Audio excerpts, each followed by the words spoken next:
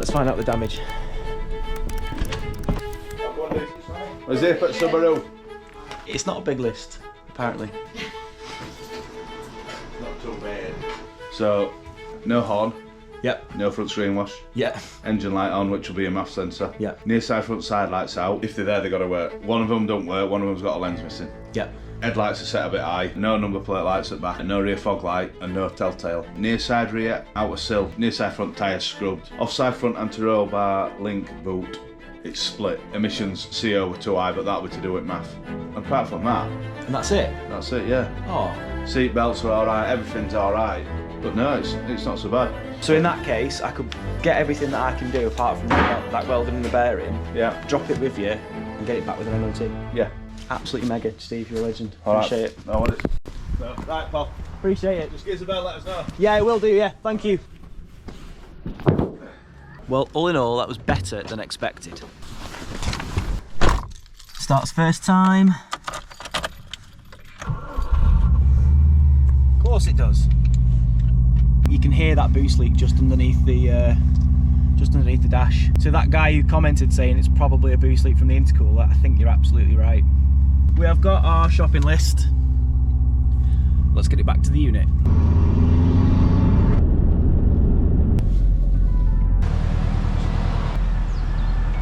Now, before we do anything else with this car, we've got to do the basics to pass the MOT, like rear number plate light, telltale light on the fog light, which is when it's pressed in, you need to know that it's on. And then it's little bits and bobs, really. These side lights, one bulb's not working, one is, but there's no lens.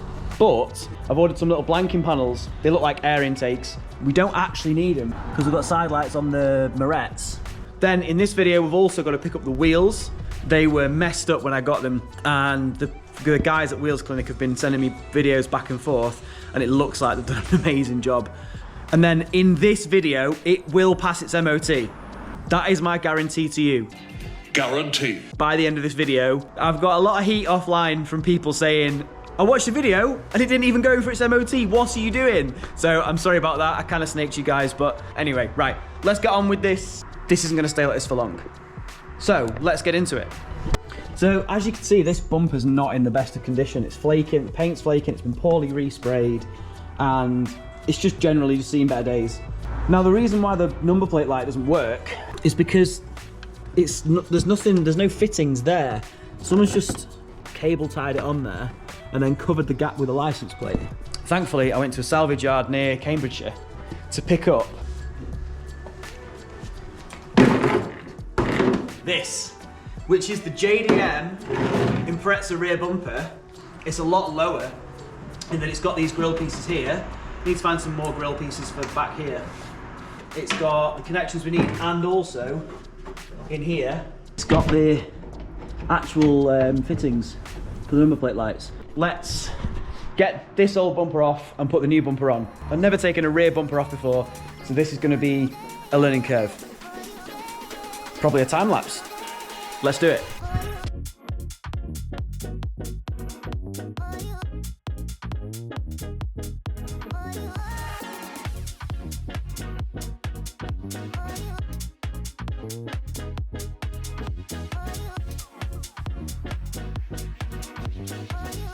Push that in. Slide it out there. Yeah. Lovely. So that's got to shove through there.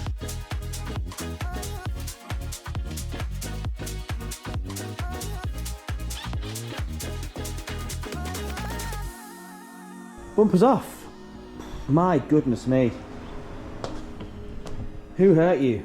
Obviously clean it up as much as we possibly can. Try and bend this back into shape.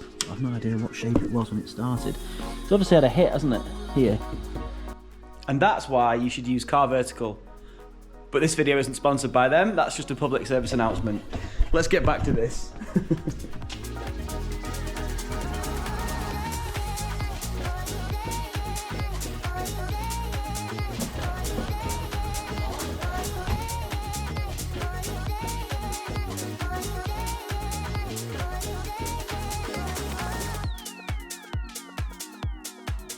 Let's see if these lights work.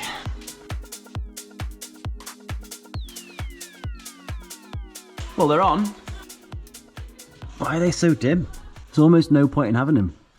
Before we do anything, we should probably change those bulbs.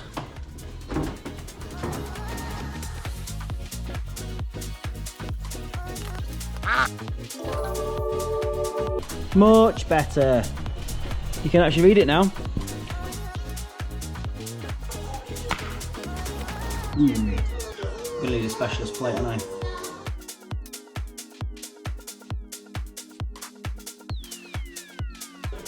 Let's get the other side in.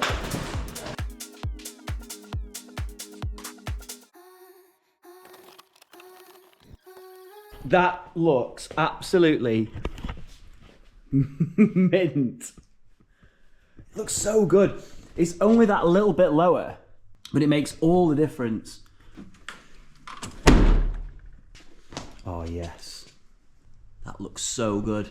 And finally, the back bumper will match the front bumper in terms of like being a little bit more sporty, a little bit more customized. Yeah, I can't get over how good that looks. Right, another thing to do that a lot of you mentioned in the last video is number plates. Nice and easy fix.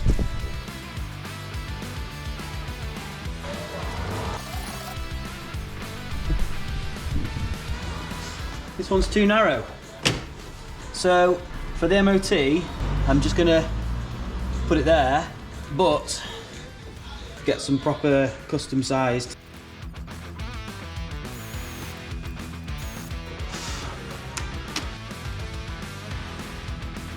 I also picked up these really nice mud flaps for the front and back from Scooby World. It's just a little extra, but in my opinion, they really add to the overall look of the car and add a nice bit of detail. Again, it really is the little things in this build that are going to set it apart from the rest of the crowd. Talking of little details, I ordered a brand new arch lining from Autodoc, which is about 20 quid. Hey, this looks good, you know. This actually looks like it might be right. And it was.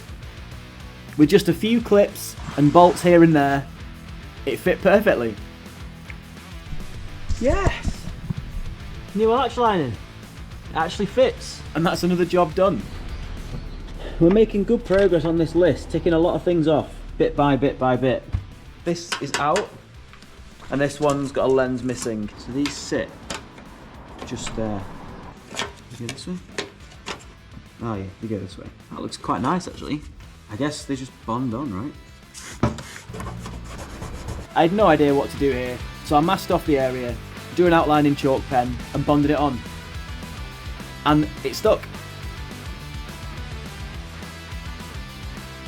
And after another late night of the unit, it was time to get up early and drive to Wheels Clinic because I'd received a text from Abu saying, your wheels are ready. Back again at Wheels Clinic. Found it. Yeah, I can't wait. You good? Oh, I'm good. Is your car almost ready now? It's almost ready. MOTing on Wednesday. Oh yeah, there we go. Oh yeah. It's definitely not subtle gold, is it? It's exactly what I wanted. Oh, they're amazing. Yeah, they look so nice. I need more than that, but yeah, I'll nice. give you extra just in case. No way. Then they won't rust. They won't rust. Absolute legend. Thank you. Perfect. Cheers, Any Harry. issues, give us a shout. The finish is incredible. Look at that finish. I couldn't believe how good they looked. But there was no time to waste. I drove straight to my local tyre place and put on 4 Firestone Firehawks. What do you think? Too jazzy?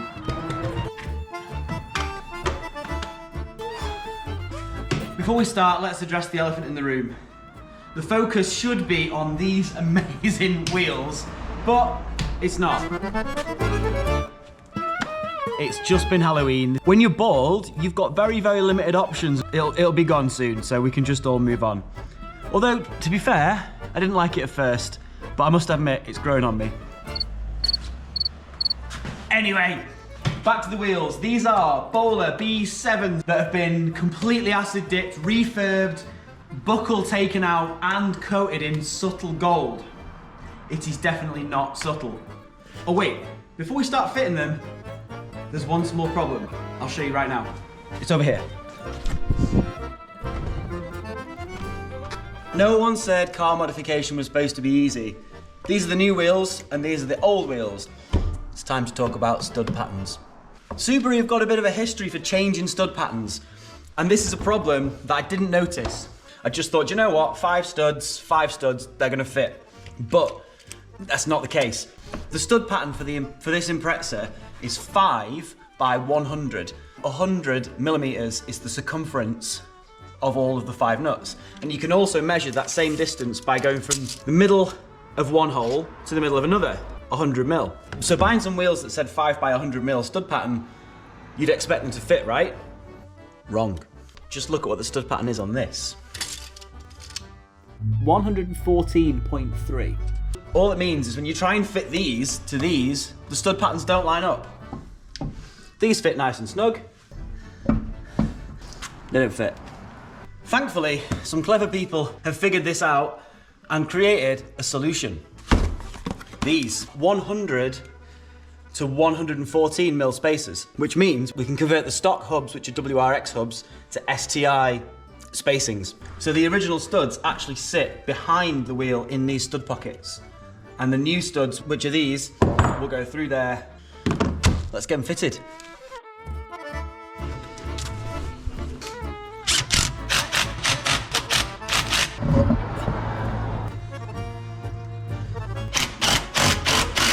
We have a problem.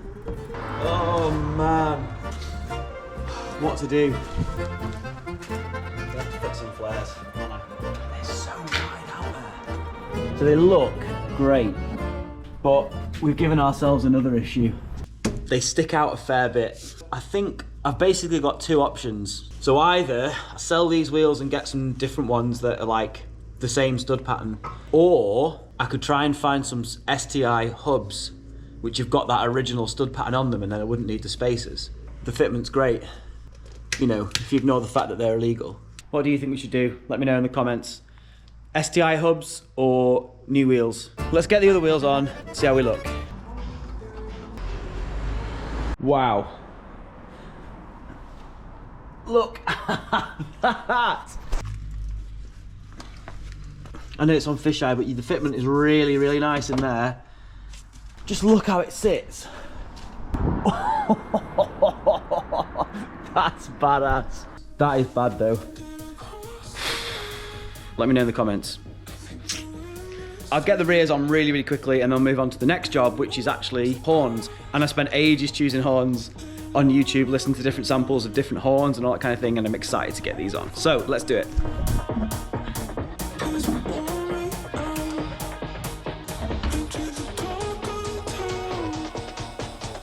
Next thing on the MOT list is horns. Look at them.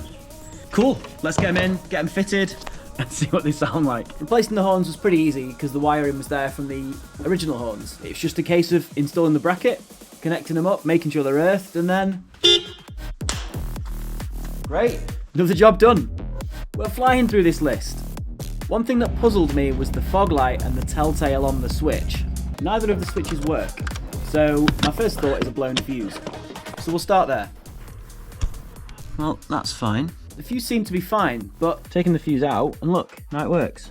So there's that. If I put the fuse in, will it stop working? No? Oh, it's just on permanently now. Right, fog light's on, so that's good. That's a start. I wonder if the issue now is the switch itself. So I decided to take apart the original switch and the replacement that I'd bought to see just what was going on. The backlight on the new switch worked fine, but the actual switching mechanism was broken. So I took both switches and made one good switch from the 2 bad ones.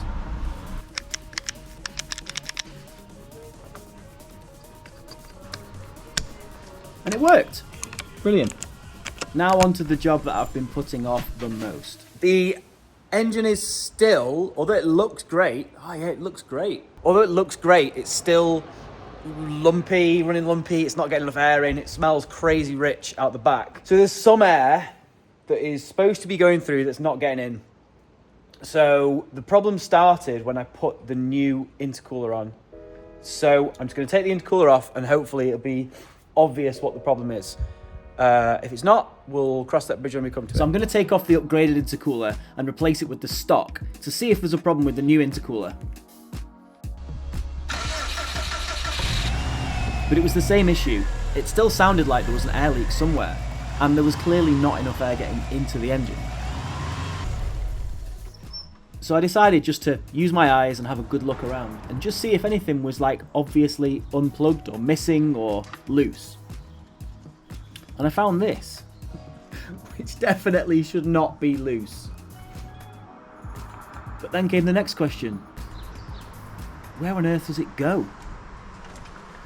So we're taking off the stock intercooler again to have a look for this pipe and see where it goes to.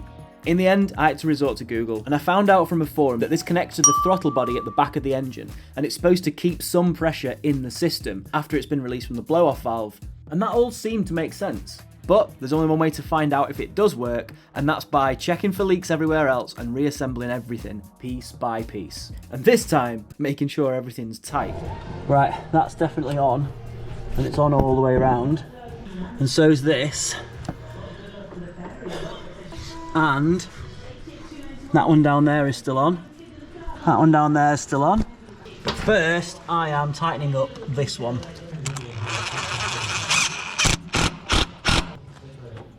That is in and tight. Right. I mean, that just makes perfect sense, doesn't it? For that to go there. That's it. That could well have been the problem. So that vacuum line's now on and all tightened up, and that goes right the way down to there, inside of there. Now, all that's left to do is just connect all these hoses back up and then start the car and see if it works. Fingers crossed.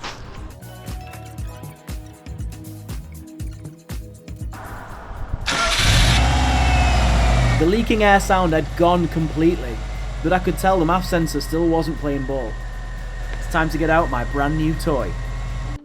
I've got this, which, full disclosure, the nice people at XTOOL have sent for me to try out. So, let's see if it works. For even more full disclosure, I'm under no obligation to say that this is any good. So, if it's bad, I'll be telling you it's bad. This is the final piece of the puzzle. Auto scan. Stored codes. Right, if we fix this, the Impreza will be finished. Oh wow, so actually it says cylinder 1, cylinder 2, cylinder 3, cylinder 4, all misfires. Mass or volume airflow circuit low, and idle control system malfunction. I don't know what that means actually. But these are probably not helping, are they? Cylinder 1, 2, 3 and 4 misfires. Is it just that I put the spark plugs in wrong? I was beginning to question everything that I'd done on the car. I'm way out of my depth here. Way out of my depth. But I remembered how far I'd come from the beginning of this project. Let's do some Googling. So after a mild internal crisis, it's time to go to Google. And all the results suggested that all 4 cylinders misfiring at the same time was likely due to not enough air getting in, which the mass airflow sensor is directly responsible for. Also, when the MAF sensor was unplugged, the engine ran fine and didn't throw up the cylinder misfire fault codes. And then when I put this back in, the engine stalls. Wow. Well, that confirms it. The MAF sensor is the problem. And figuring that out was made a lot easier by this diagnostics tool. So thanks XTOOL for sending this in and supporting the channel. There is a link in the description if you want to get one for yourself. Right, let's get a part code and let's get one of these ordered then, shall we? This journey has been like nothing I've ever done. Taking on a structurally damaged car from auction with no experience mechanicking and just a belief that with enough time and dedication I can bring it back to life. And day by day, that's exactly what we've done. But I haven't done this alone. Making these videos and posting them on YouTube has kept me accountable to you guys, and bit by bit, day by day, we've got a little bit closer to the end. And now, I can't believe we're finally ready to take it to its MOT and be pretty confident it's going to pass. I just want to say a big thank you to everyone who supported this channel, everyone who's subscribed, everyone who's commented, even the comments that aren't always that positive, and all of you who've popped into the unit just to say hello and see how things are going on. And it might sound cringy, I've got to thank Matt Armstrong. Although I've never met him, he just makes these things seem possible. You're probably not watching this, you're definitely not watching this, but cheers Matt. Anyway, enough of this. You all want to know what the end result was, if it made it through its final challenge. Its MOT, its certificate of roadworthiness, to be back on the British roads where it belongs. Well,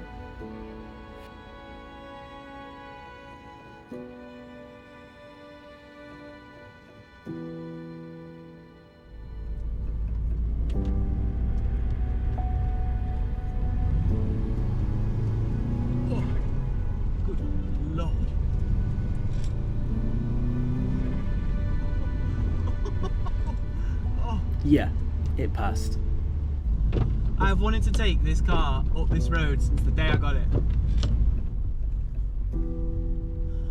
This is the spot.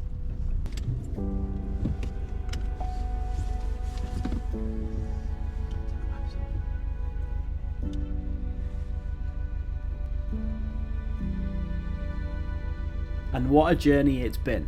But there's so much more to do with this car. It's certainly not over yet. And hopefully you'll be there for the rest of the journey too. In the meantime, thank you so much for watching this video, and I'll see you in the next one. Peace out.